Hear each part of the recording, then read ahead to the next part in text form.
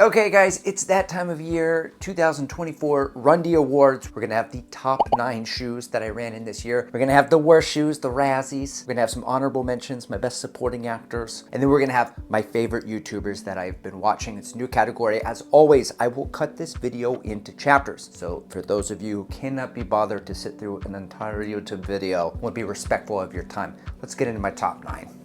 Well, actually, first, let's get into that. I just hit the camera really hard. Let's get into this top 9. Why top 9? Because only 9 shoes this year were really giving me the top vibes, giving top feels. And the other ones, like this shoe, for example, it's just not very top. Bouncy, yes, it can probably go 500 miles. And for those of you listening at home, I'm holding the Hoka Skyward X. Outsole, a bit slippery. Upper, not a great lockdown, and it costs $225. Good shoe. Top, is it give top? It doesn't give top, so it doesn't make my list. Let's get into it. Top 9. So, barely making the list is the Asics Nova Blast 4. It's a Cadillac. It is like a fully realized Nova Blast 3. It's like Asics went into the Nova Blast 3 and dropped in some shocks, gave it an oil change, rotated the tires. It's a smooth ride. It's more stable and it's great for walking. On the downside, it's a bit bulbous. Okay, word of the video, bulbous. It's a bit bulbous. And it's not the most exciting at faster paces. It gets the job done, has the trampoline for the trampoline effect. And in fact, if it didn't have the trampoline under the foot pad, it probably would not have made the list because it wouldn't be very top. However, as it stands, it did make the list. It's my number 9. Moving on, number 8. Number 8, we have the Adidas Takumi Sen 10. Now, this is the most taken for granted shoe of 2024. I can't believe it's all the way here.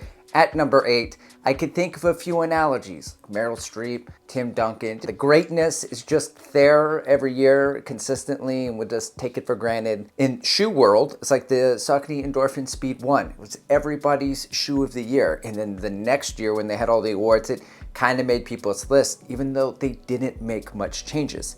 Similarly, the Takumi Sen 8, which I own 2 pairs of, which was like the Speed 1, is an amazing shoe. There's not much difference between the 8 and the 10. It's got the same drop. It's about the same amount of weight, only the carbon rods are now full length. As far as the difference between the Takumi Sen 8 and the 10, it's about an 80th difference, about 1/80th in favor of the 8, and I haven't quite figured out yet why. I will by the time I do my full review, which is coming soon, so subscribe, bell notification, follow along so you can get that when it comes out. Coming in at number 7, we have the Mount to Coast R1. This is the Radiohead of daily trainers. It is an acquired taste. It's an oatmeal cookie. It's very nuanced. It's subtly great. It's a true daily trainer. You can go from recovery all the way to speed. You can go all day. It's lightweight. The only drawback is that it does squeak when you're walking, so you really can't wear them casually, despite having the dad drip. It's a good looking shoe. Okay, coming in at number 6, we have the Nike Zoom Fly 6. To me, what this feels like is a New Balance SC Trainer Junior. To the Alpha Fly 3, it's a great do-it-all shoe. From your everyday runs to your long runs with some LT1. You could do some LT2. And yes, I use terms like that just to sound fast. But anyway, this shoe, it is a little bit heavy. You don't notice it too much. It is a great trainer. I prefer the plate versus the pods of the Alpha Fly 3. Fight me. And actually, if you want to fight about any of these shoes, you can find me in a live stream every Wednesday and every Saturday called Running Shoe Talk at 12 p.m. Central Standard Time. I'll leave the link in the description below. Click it, subscribe, bell notification. Come find out. All we do is talk running shoes.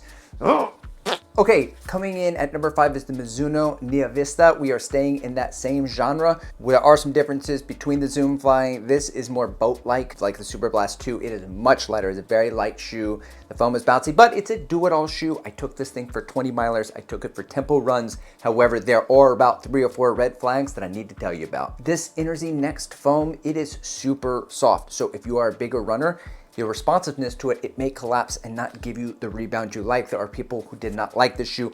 Also, the knit upper, some people did not get on with the upper. So this is a shoe you're probably gonna wanna try on and run down the aisle in the store and come back and say, Mom, yeah, get this shoe, or like, Mom, we don't like it. Personally, I told Mom, write to check, because I'm a small man, 5'6", 144 pounds. I really enjoyed this shoe. let's get on to it. Coming in at number 4, it is the Nike Alpha Fly 3. But why are you holding the Zoom Fly 6 then? Well, because I just sold the Alpha Fly 3 on the Supwell app, so I don't have it in hand. But I did make a video about it, and I'll put it right here. So you see the Alpha Fly 3 is overrated. It doesn't mean I don't like the shoe. I really do like the shoe. A lot of people agreed with me that it is overrated, okay? And then there are a lot of other people that did not agree with me, which is totally understandable. Spent a lot of money, $275. Same with me, for a marathon shoe. But at marathon pace, the shoe just didn't really work for me. I'm holding the Zoom Fly 6 because it is the same shape. What would happen was, as I landed midfoot, the heel would collapse and then sink in. Too much is too soft, and then I'd get the toe off. And other shoes gave me better energy return at marathon pace. Now, the Nike Alpha Fly 3 is so fast. That shoe is so fast. At mile pace, 5K paces, that shoe lights up. That's really where I enjoyed it the most. However, I could not bring myself as a budget buyer to spend $275 for a speed day shoe when I already have plenty of other speed day shoes in the rotation. So there it is, Nike Alpha Fly 3 coming in, number 4, moving on.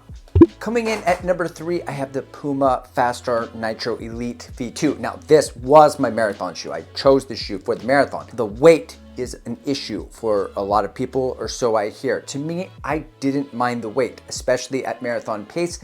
The way my stride works, I feel like the weight of the shoe helps the momentum through my stride as I carry on and keeps me in rhythm. Now, this is honestly everything that I could ever want in a race day shoe, except for the weight. The foam, super bouncy, responsive. That Puma foam is so good.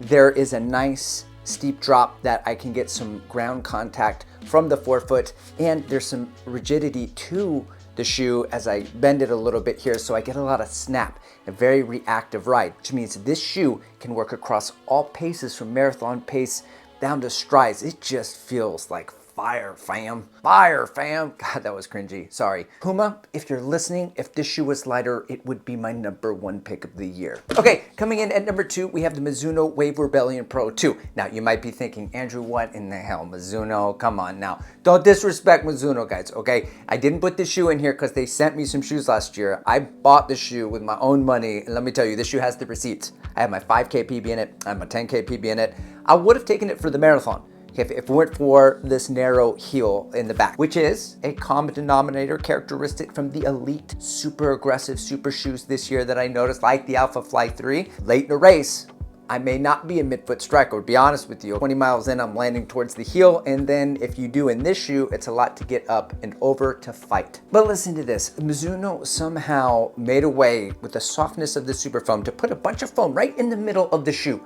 And when you land midfoot, it does not feel like a speed bump that's just jabbing up into your arches, like some other brands, which we won't name here. The grip is great on the outsole. The ride is very light.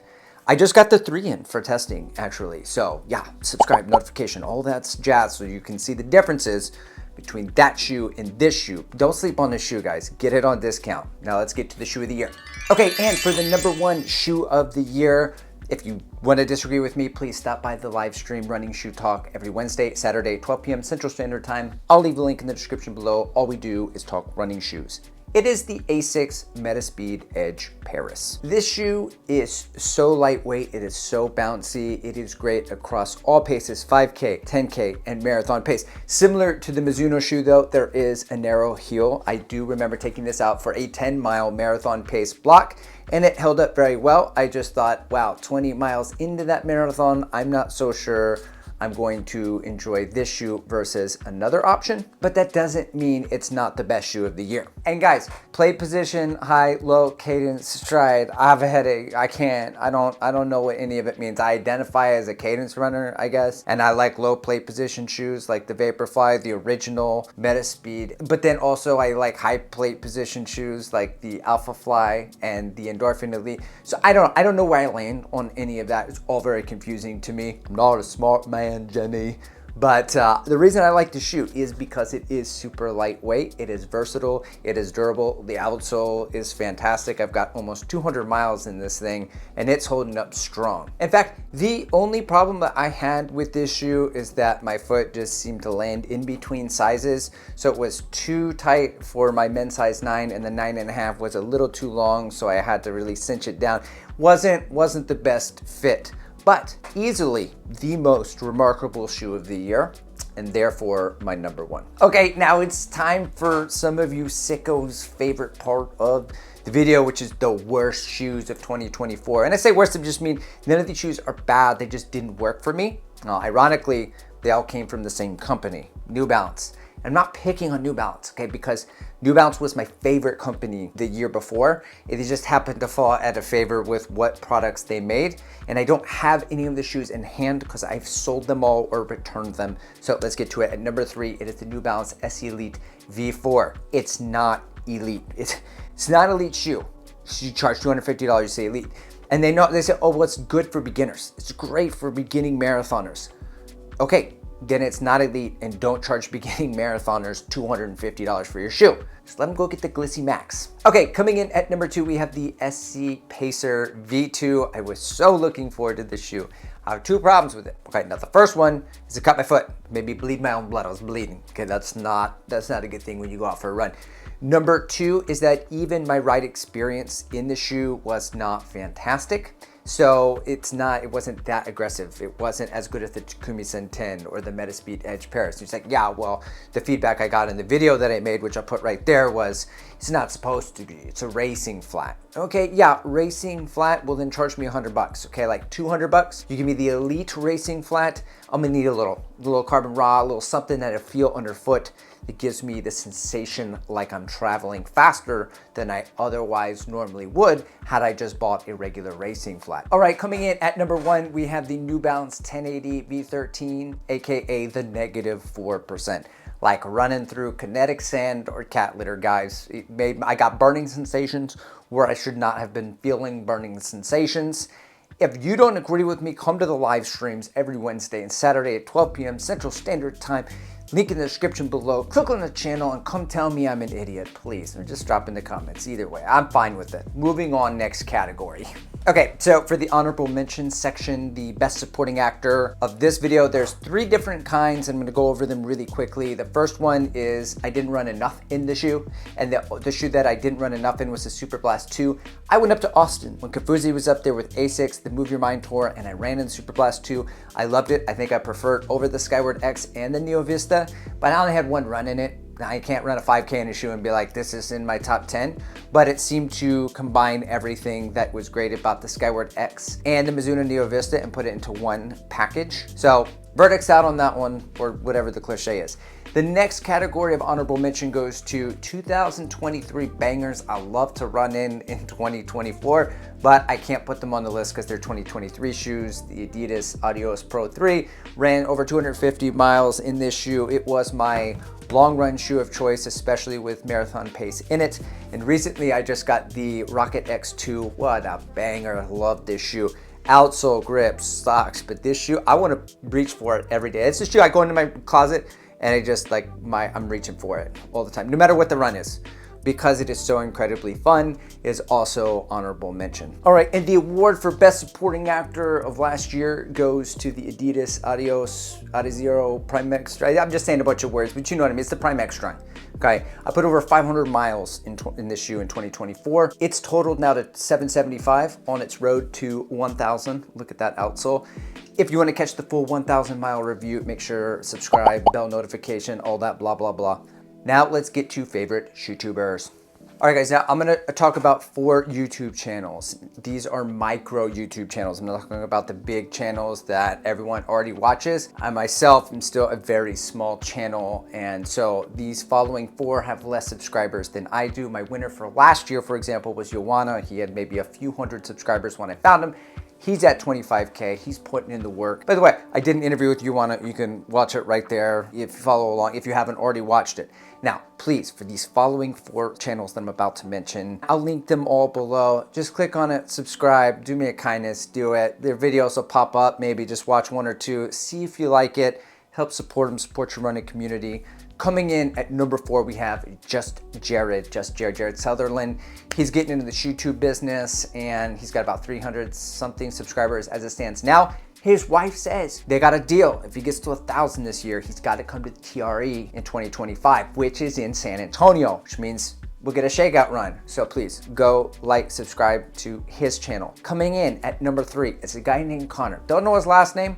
He's got a mustache. Hobby Jogger Elite. He does training videos. His main focus is just training, and I like that. It's like ASMR. He's a smooth operator. Learning about where he is in his journey, and for context, we're relatively the same speed, a little faster than me, but I enjoy watching his channel. I'll put it down below. Coming in at number 2, it's another Connor. I don't know when these guys were born, but I think everyone in the world, they're just like, name everybody Connor. He's Australian, and Peak Stride is the channel. Very informative, very funny. I enjoy the F-bombs. I can't get enough of this dude's channel. I think he's a PT, does a lot of stuff on recovery injury, puts a lot of effort into the videos. Please go like and subscribe to his channel. Lastly, we are going to go with All Heart RC. Now, All Heart RC has got the most momentum probably of all of these channels. I feel like the ball is getting a lot bigger for MK and the fam, Cole and Evan. You might have already seen them. I did interview MK. I'll put that interview here, the coach, the dad, right? And if you're unfamiliar, Cole and Evan breaking sub 3 on the road to breaking 250. They do daily vlogs. Now they're gonna do less daily vlogs, but follow along the journey. It's an awesome ride. Go like, go subscribe, go support. Thank you for watching, and I'll see you next year.